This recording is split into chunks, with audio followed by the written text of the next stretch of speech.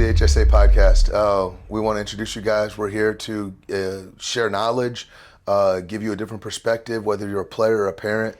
It's just something to just make you think and educate you as a parent, as a coach, as a player. Just something for you to listen to. Right here is Coach Mike Lightfoot. I don't say this lightly, the legendary coach. He's in the Hall of Fame.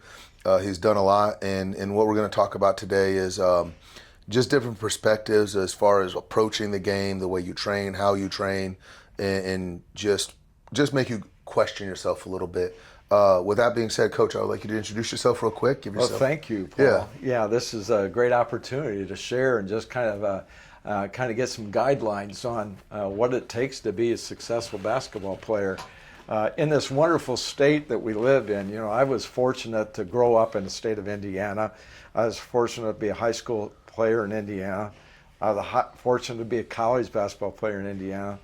And then I was fortunate enough to be a college basketball coach in Indiana. So, you know, this is a special place and I think lots of times we don't take advantage of all the opportunities we have to make this game a great game for young people that want to be successful but don't know how to be successful. Absolutely. And so I like how I'm going to dig in already. I'm going to dig on already because I know that you're being humble and I played in Indiana, I played in college. Who did you play for? Yeah, I played. I was blessed to play with great people from all the way from fifth grade all the way up, and even when I was a young person, I was fortunate to have a guy named Bob Long that was a college coach that decided to come back and teach at a high school. How that happened, I don't know. So I was fortunate, even at a young age, I was able to play with or coach by incredible people that taught me the fundamentals, taught me the game. But then my high school coach was Steve Longfellow that played for Purdue University, was a teammate of Rick Mount. They got to the final game of the NCAA, I believe in 1969. And so he taught me, he's the one that instilled in me that I think I want to do this, but he taught fundamentals, taught me how to play the game the right way. And then in college, I played for the great Homer Drew, who's also a Hall of Famer. And he taught me not only how to play the game, but how to be a best person at the game. And so I think really, as I look back at my coaching career, I learned from the very best. I think I got, like I said, I think I got a master's degree in coaching from my high school coach, and I got a doctorate degree in coaching from Homer Drew. So real quick, for people that don't know who Homer Drew is, I know who he is, yes. But also about his two children. And what are his sons doing? Yes, I talked to Coach Drew. He was my college coach. He came from LSU. He worked for Dale Brown, and then came to Bethel as my coach. And while he was there, he had two little rugrats running around, Scott Drew, Bryce Drew. And for those that aren't familiar with those names, Scott Drew has been very successful at Baylor, took the program from the death sentence of having a player kill another player, and turning that program around and making it a powerhouse. And then Bryce Drew came up at Valparaiso, hit a tremendous shot that everybody sees this time of year, and then also went on and become a head coach of Valpo, then the head coach of Vanderbilt, and now currently is the head coach at Grand Canyon University, where both those guys are now in the big dance, which is something that a proud father, Homer Drew, texted me late last night about. And I want to shift gears a little bit, though, and just add to your coaching background. What about your children? What do they do? Yeah, so both boys, we were very fortunate. Both boys were very, very successful high school coaches. Ryan, who is the youngest of the two, Robbie is the oldest, came and played for me after his high school career. And then right behind him, Ryan, who was the all-time leading scorer at his high school, Northwood High School. And then there's a guy named Sean Kemp that was the all-time leading scorer in our county, and Ryan is second in that area.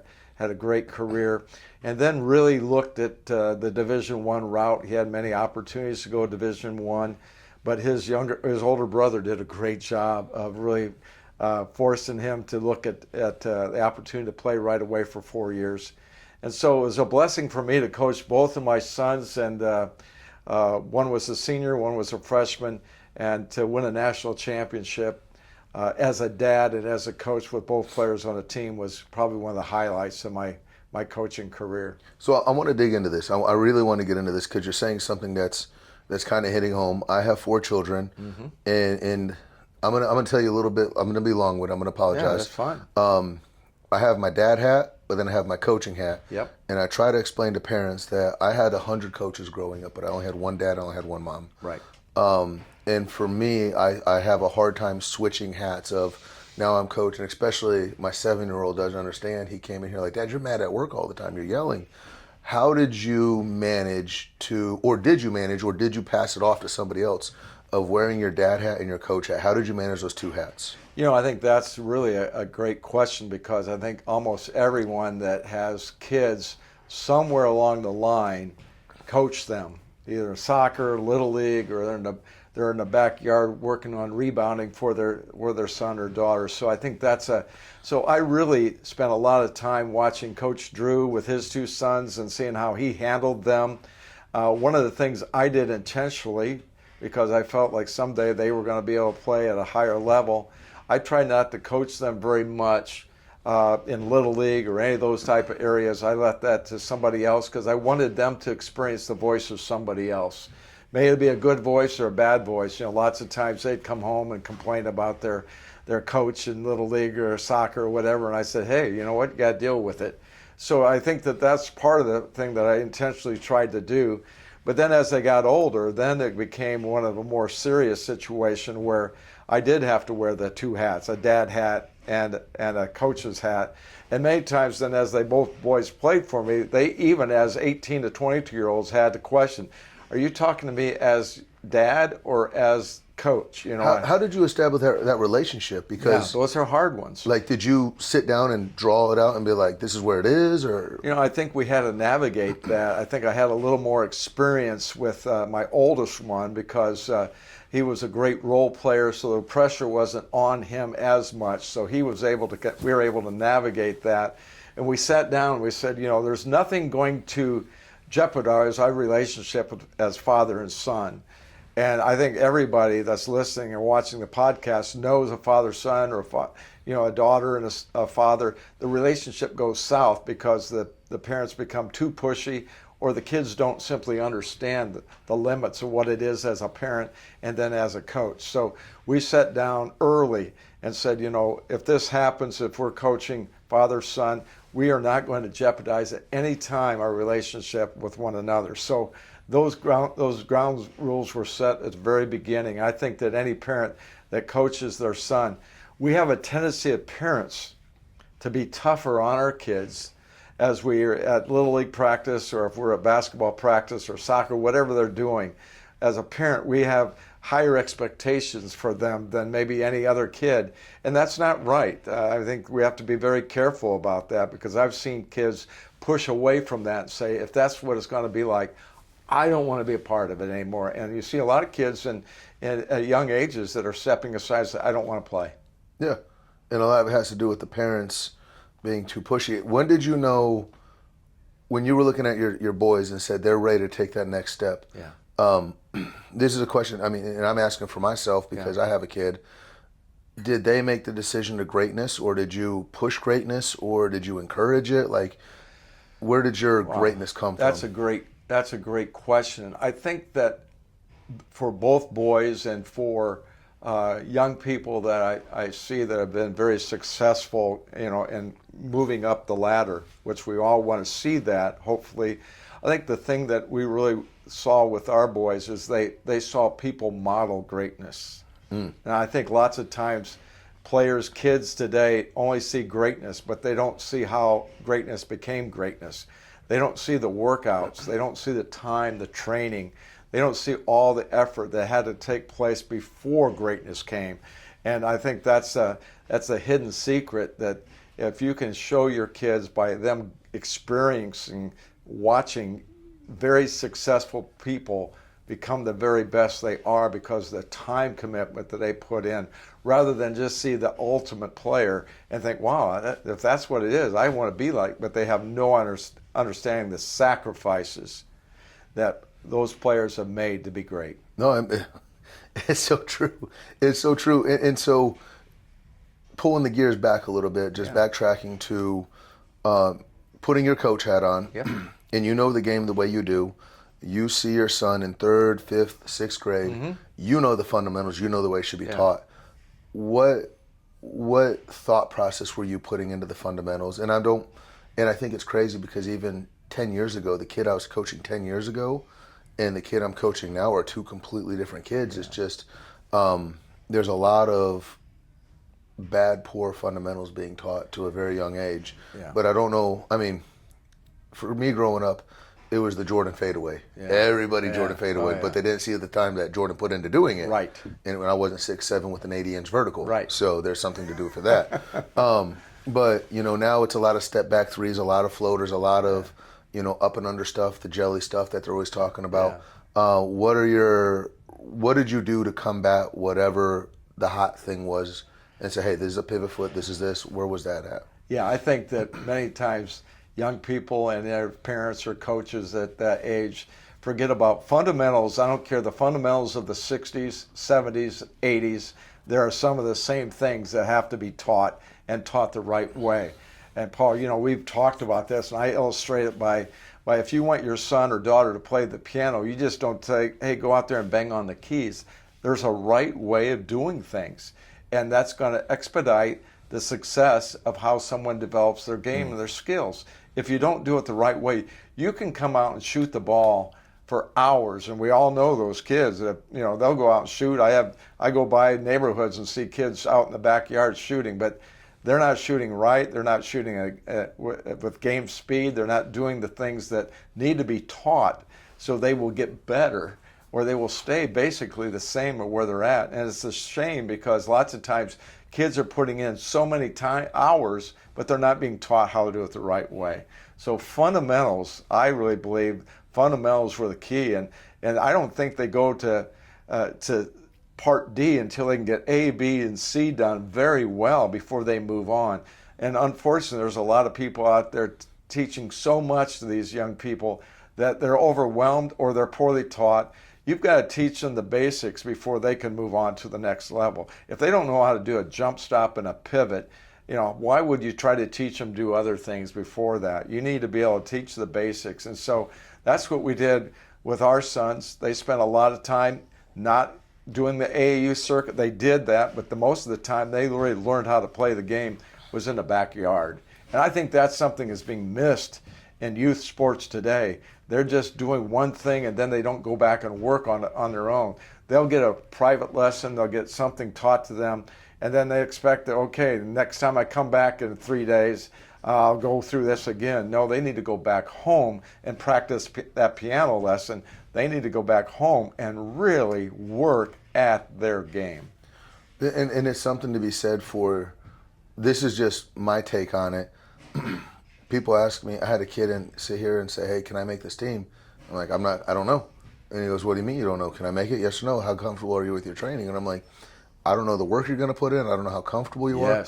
I also don't know, I mean, he was a shorter kid, but I also don't know if the guard you're going up against is a 6'5", Magic Johnson. You're not beating him. Right. And so, but I also struggle to promise a kid success because I don't know his work ethic. Yes. But the kids that are very successful, we have a couple of them here, that I give them homework, and then I turn around the next day, they come back, and I'm like, that looks so much better. You worked on that. And I go, and it's even as interesting as you could do it in the kitchen with your socks and no basketball. Right. Like you can work on your footwork, boom, boom, boom. Right. When you, shifting gears a little bit on this one, but how many times have you seen a coach, and when you were younger, you're going through the kitchen inside out, you spin around the dog, you cross your little baby, and then you slam your hand on the, I dunked on all you guys. Like, that's the stuff that we talk about where you're obsessed. I told my guys at camp, I coach at camps every year, I said, I would work on reverse pivots to set on the toilet. I think those are things that, you can be creative. You don't have to be out, in zero weather trying to work on your shot, but you can work on things. You can have a creative mind, and I think lots of times we need young people that become creative on how to get better at the game. They don't have to be in a gym. They don't have to have a jersey on to be a great player. There's a lot of great players out there that weren't wearing jerseys. They just were out in the backyard, or they're getting their butt kicked at the park. Oh. And I think those are the things that You learn by getting around better people and making you better, but it still comes back to the fundamentals and the grit and the determination of that student. Say, hey, I don't want my parents to make me good. I don't want my parents making me good. I've got to have an understanding, even as a parent, I've got to have an understanding this is up to them. This is up to them. They've got to put in the work. They've got to put in the energy. They got to make the sacrifices. When all their other friends are at the pool or, doing snow skiing or doing anything they're doing, they have to make the sacrifice that, you know what, I'm going to stay home and work on my game. And, that's a sacrifice that many young people have to balance. Is it important to them? If it's that important, then you got to put in the work. That's so true. And it's, I think this is the part that I'm hearing that we keep coming back to. They have to want it. Yes. You can't want it. I can't want it. No. And there was a young girl that came to me, and she trained for about a month. And I keep track of numbers, and I'm following it. Normally the score on this is about 80. She was getting 14, and then a couple weeks later she got 12, which is not good. And I pulled her aside, and I pulled her parents aside, and I said, hey, I don't think this is the right sport for you. And they're like, what do you mean? I'm like, well, she could be taking her time in basketball and putting that towards art, which she really loves. And I think I think if she took this time, this hour spending instead of basketball, if she did an art project with it and she loved it, like, you have to find a joy to make sure that you really love it. I kind of know the answer to this one. As a coach, we do it. I push my kids to play. I encourage my kids to play, but I don't force them to play. Yeah. Did you find yourself doing that as a coach, like signing them up? And at what point in time did you put your hands off? And what point in time did you say, yeah, you're doing this because your dad's a coach? I think that they felt the responsibility. If you are coaching a team, I think your son or daughter feels that responsibility that I have to be on that team and I have to play well, and they feel that pressure, unfortunately. And I think that's the other thing. I thought my youngest son was going to be a professional baseball player. I thought he was going to be a catcher. I thought that, people told me if you're a left-handed bat, so I made him a left-handed batter and I made him a catcher. And I thought, 8 years old, hey, he's my ticket. He's going to be, and when he got to 11 years old, he said, I hate baseball. It's too slow.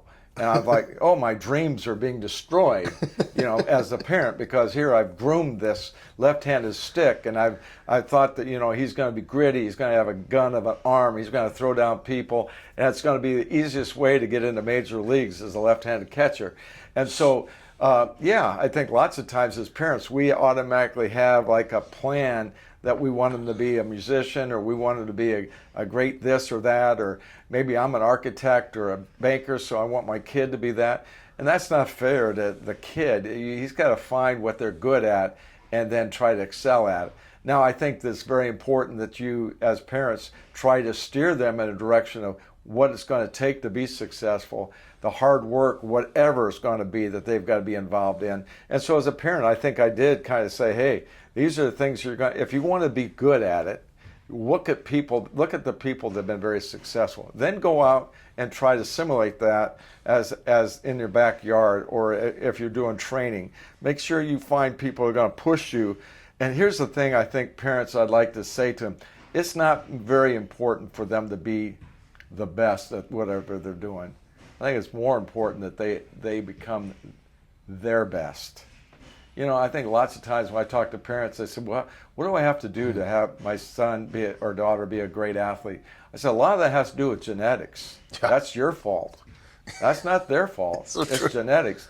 They may not be 6'9". They may not be able to run a 440 in a record time. So that's on you guys. You brought them into this world, and maybe they just don't have those skills, but you can teach them hard work. You can teach them dedication. You can teach them what it's like to be on a team and be a great teammate.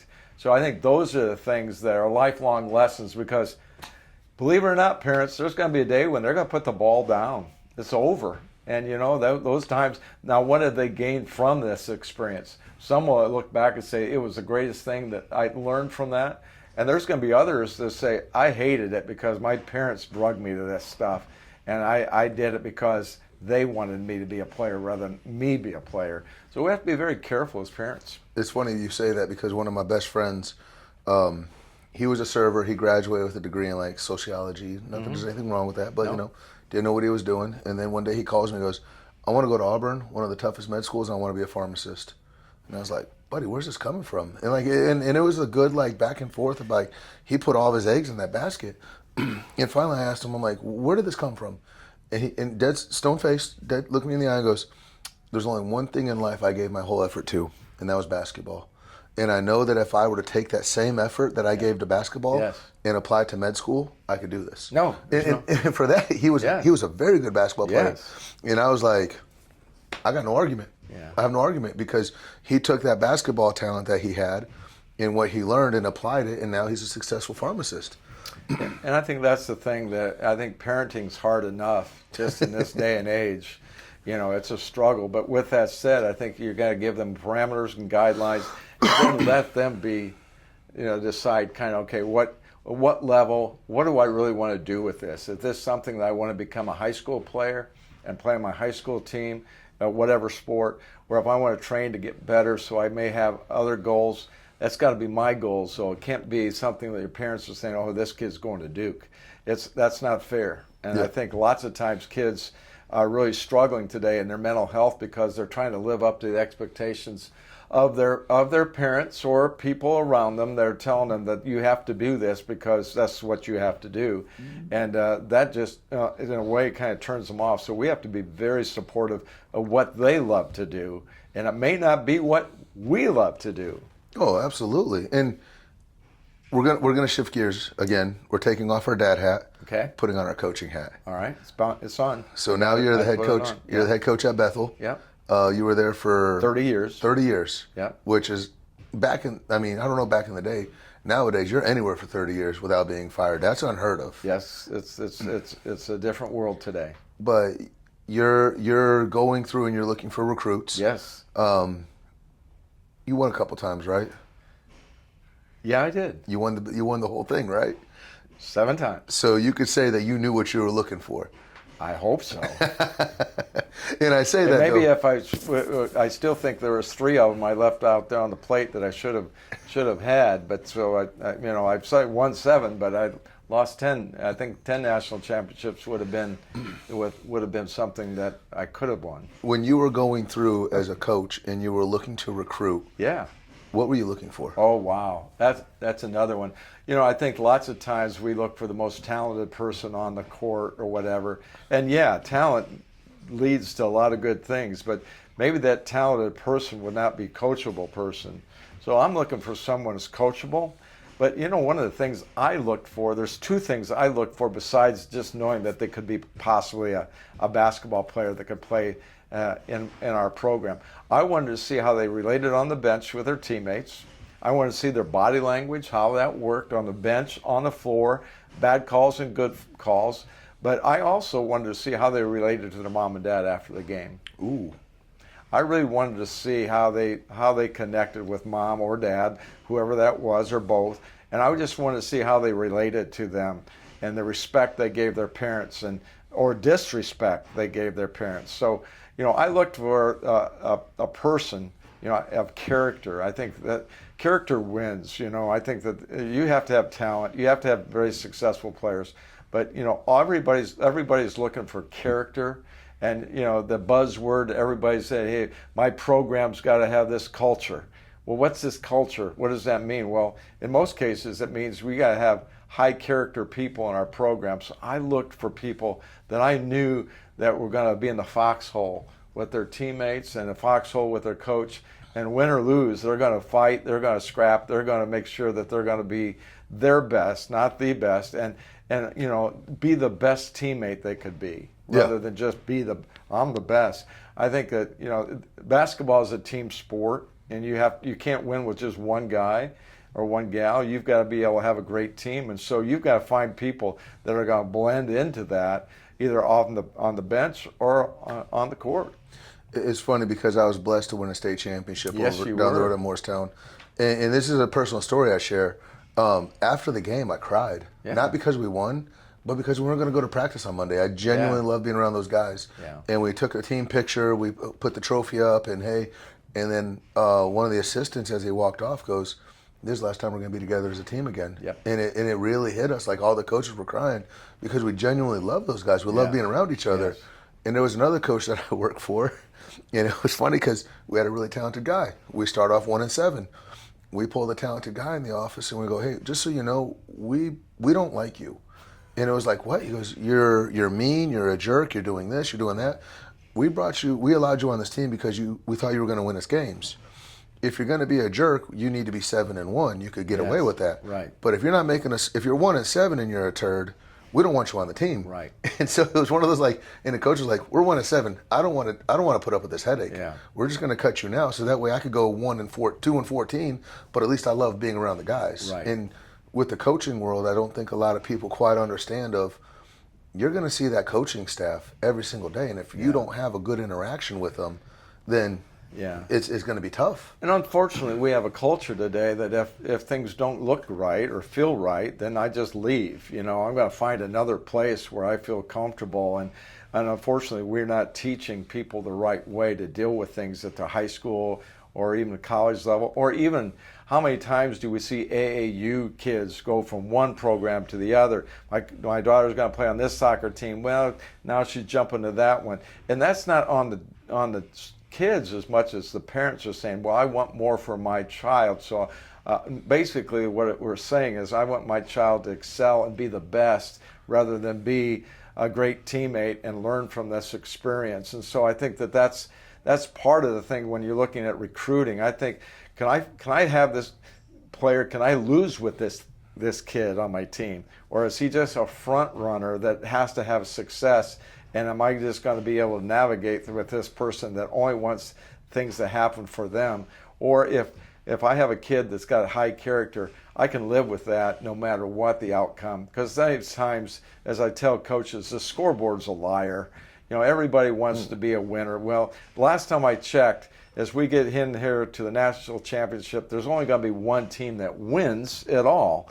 And so the scoreboard is a liar. It's the relationships and the growth that you make as a person through athletics. There's an old Boston College clip that I saw about the team just lost in the national championship, and they asked the guy, hey, it's your senior year, last game, what are you going to miss the most? Mm-hmm. And he chokes up, he cries. Yes. And then he looks at the camera dead serious and goes, I'm going to miss the meals. Like, I'm going to miss that camaraderie. And so to understand that that's very limited. Yeah. And even when I was 17, 18, I didn't understand it. No. And now that I'm officially out of coaching and running the facility, and I'm out of the coaching world, yep. But, you do miss those camaraderies. And it's funny because if you look at my staff, a lot of them are made up of my closest friends and people that I genuinely have come to work with. I probably could hire somebody more talented than what I have, but if I don't get along with them, I don't want them there. Right. If you're not happy in the workplace with the people you're around, then I'd say that's time to reevaluate that. And I think lots of times people don't enjoy, the last study I saw that like 70% of Americans don't like what they're doing. And a lot of times they don't like what they're doing because they don't like who they're working with or working for. And I think that's really sad because sometimes that's on us. That's not on them. And so I think one of the things we have to look at is, am I going to be happy in an environment? I tell kids all the time when they look at colleges, are you going to be happy in that environment with the coach or without the coaches? That's the environment. Unfortunately, we're finding a time now where kids are saying it's like a buffet. Rather than just get that one meal you mentioned about, now it's a buffet. Well, I gotta get choices from all the directions, and that we all know as parents, that's not the right way. We know that that's not going to help our sons or daughter grow. They need to go to a place where they're going to work hard, develop as a person, hopefully develop their skill set. Like here, you're finding a way that you're going to grow, you're going to get better, and then the rest is on the kid to decide, okay, where am I going to take this? It's just like academics. If I'm going to spend time reading and studying and really putting time in on the studies, that's going to take me someplace. I'm going to be invested in that. The same thing happens with workouts and skill development. You've got to put in that time and love being pushed and love being challenged, because with that you become a better player, a better person, because that discipline's going to carry over to life. It's amazing how some parents treat struggle like it's a 4-letter word. Oh, yeah. Oh, you can't tell my kid to struggle. No, because we want them to have comfort in everything. We don't want them to have to deal with the setbacks that many of us had to do. But if we all look at our personal lives, those setbacks made us better. And we're trying to take away that opportunity for our kids today. And that's a disservice. You know, we need to make sure that they're growing and they're dealing with setbacks and disappointments. And, you know, I coached at the college level for 30 years, and I saw, you know, examples of parents that didn't let their son or daughter deal with setbacks and disappointments, and they couldn't handle it very well. But the parents have said, you know what, life is tough, and you're going to have to deal with tough things. So if coach tells you to do something, you do it. And that's the type of things that I think that young people need to have. If they have those advantages, they're going to be successful not in just sports. They're going to be successful in life. And last time I checked, I think the game of basketball is really a game of life. The games that we play, the experiences we have prepare us for the future. You know, Billy Graham said it best. He said a coach impacts more people in 1 year than most people do in a lifetime. So, Paul, when you're working out kids here, your impact is going to be something that will be not just for now, not for 3 months or 6 months or even 6 years. This discipline that they're learning here, the discipline that they're learning through athletics, is something that's going to make them better as an adult, as a parent, as a grandparent, and as an employee. It's funny because my warm-ups are tough. I do 2-ball to warm up, and a lot of people aren't used to it. And I warn kids, hey, you're going to be emotional to start off with. You're going to get frustrated, but if you fight through, but then eventually 3 months later, there was a young lady I was working out with this morning, and I had a new kid that was working out with her. The kid was frustrated, and I looked at the girl, I'm like, hey, you remember last year when you were mad about this drill? She goes, yeah. And I'm like, look how much you like, and I like to celebrate those little moments, and they look at me like I'm weird, like, hold on, you want to celebrate me crying? No, I want to celebrate you from a year ago till now, like you're significantly better. And I think sometimes as parents, you know, I get kids that get dropped off, and that's fine, and then they get picked up, and parents are expecting results, and I get it, but it's like you don't understand the little celebration that we had of your daughter fought through something, your son fought through something, and that's something I'm proud about because these workouts aren't easy. Right. They're supposed to be hard. Yeah. And so, it's just interesting. It's interesting. Well, I think lots of times as parents, as coaches, as me personally, I always had the problem as a coach. I was always looking at the next, not the now. I was thinking about the next game, the next team, the next season, all that, and not really. And I think lots of times as parents, we do the same thing. We're looking to the next. Boy, we can't wait till they're in school. We can't wait till they're doing this. Oh, we can't wait till they're in high school. We can't, and we're constant, and we stop celebrating the life that we have each and every day with them. That's a special gift, and so we need to make sure we celebrate the little things. And we're a culture today that doesn't celebrate the now. We're constantly thinking about the next, and that's not fair to anybody. So I think if you can celebrate now the little things, the kids are going to be invested and say, wow, they're excited about celebrating that I can dribble with two basketballs. Now I'm going to be excited about the next step I have. And I think parents, we need to understand that we need to celebrate when they come home with a good grade, or when they're recognized by their teacher with character, and they get a little slip of paper that says this person was the great student of the month, or whatever that is. Celebrate those things so they can gain from that, rather than saying, well, this is okay, but we need more out of you next time. I think that's a failure part in parenting. Yeah. It's funny because my parents just wanted me to pass, and they're like, you got to see, did you pass the class? Yeah, like, yes, I exactly. did. And you did, so they were successful in parents. Yeah, at least in theory. No. My parents did great. Mike, I appreciate everything you've done. Thanks. I have one last question for you, and I appreciate you being open and honest with us. Yes. You wake up tomorrow morning. I hope I do. You will. Okay. I believe in you. I believe in you. All right. It's a little, we set that bar low around here. All right, good. You are the commissioner of American basketball. Whatever rule you have goes from the NBA all the way. I've had one coach say that he would ban the post in development because he wanted you to play on the wing. Yeah. And a lot of times you get a 5'2" kid in first grade, and then he ends up being 5'4" his senior year. So, what rule would you pass and why? I've had somebody throw out the shot clock, mandatory shot clock at all levels? Wow, that is something to be. I think that I'm going to go a different direction on this because I think there's a lot of can you advance the ball like they do in NBA during a timeout? Can you move the ball? Yeah, no. I think we've got to make a change at the very beginning. I think we've got to understand that we need to have a more emphasized in USA basketball and youth sports. I think there's got to be a more emphasis on just playing the game rather than winning the game. I think lots of times I've seen it now where it's all about winning from T-ball all the way up to Division I or pro. It's all about winning, and that hurts because I think lots of now we shortcut the development of young people. We shortcut the game, the fundamentals. So I would just say de-emphasize winning, especially until they get to about junior high. Yeah. Let's not make it about winning. And now you're going to say, well, coach, everybody gets a ribbon. Is that no? That's not what I'm saying. I'm not saying that at all. I said, we don't just want to give out participation ribbons, but I think we have to de-emphasize. We need to work on the game. That's why in the United States, especially in the game of basketball, where we're losing ground by leaps and bounds, because in Europe, they are teaching the fundamentals. They are working on the fundamentals, and they're not putting a priority on winning in the youth sports. We have flipped that in this country, where now everything is about winning at the youth sports, investing, spending all this money, driving all over the place, playing soccer and baseball and basketball games, and parents are investing so much money of their time and money in hotels and transportation and getting on club teams and doing all that with the purpose of winning.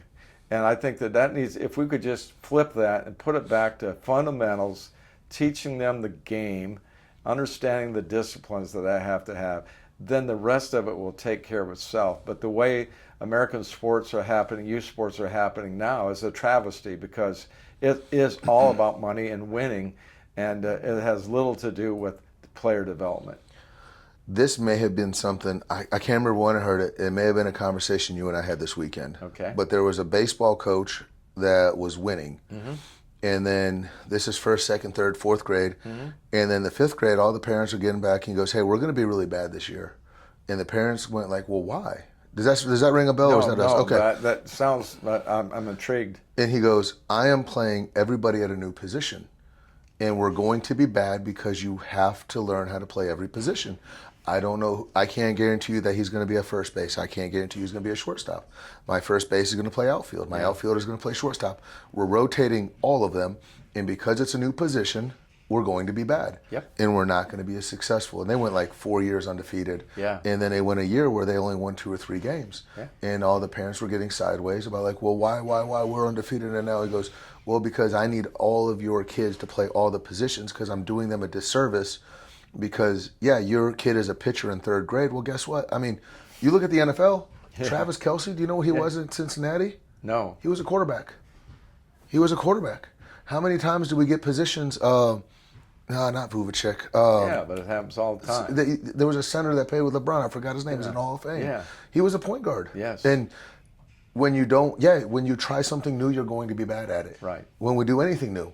Yeah. I mean, you've stepped down from coaching. Yep. And I guarantee you, the new position you took, you were probably bad for the first 2 years. Oh, absolutely. And you got a lot of CEO talks of like, Mike, what are you doing today? You Yeah, sure you're good exactly. at this? Yeah. And you have to be comfortable being bad to grow. And Yes. and so going back to what you said about if you're doing what you're always good at, and I always tell parents this of, well, if I know this move is going to win me the game, I'm going to go to this move. If it's my right hand layup, well, then my left hand gets less developed. And one thing I like to do is when I'm playing, especially if it's someone that's really right-handed, I'll say, hey, your layup is worth 3 points now. Left-handed layup, 3 points.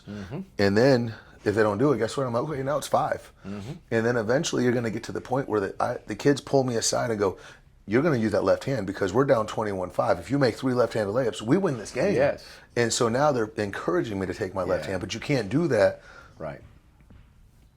in the AAU system. No, it's all about winning. So that goes back to, I just encourage parents to first allow your kids to fail. It's okay. They'll survive. We don't have to We don't have to have them always win. So, and then it's okay to, get them in a disciplined area where they're going to learn the game the right way and be around people that are going to teach them the right way. There's a lot of people out there that are doing this for the wrong reasons. Oh. And you experience that. I experience that. I think everybody knows there's people out there that just see this as something that's going to benefit them, and they're not really in it for the best interests of the child. So I think you just got to find common sense people who say, hey, let's focus on development and less on just the W. Absolutely. And so that's you asked me what would I want to see. I think that's what I would like to see. I would like to see a change in that area. And I don't know if it can happen, but for those that do that, they're going to be the ones that come to the top. Absolutely. Hey, listeners, we appreciate you staying with us this far. Subscribe, check us out. That's what we're here to do. We're here to help the game. We're bringing guests around. I have a kid that set a state championship record. I have a kid that put up a triple-double. I also interview coaches. I also interview someone that's at the bench. Yeah. So this is all just to round you out and make you a better player, help you understand, make you a better person. Coach Mike, we really appreciate you. Thank you, Paul. Appreciate everything you're doing. Make sure you subscribe.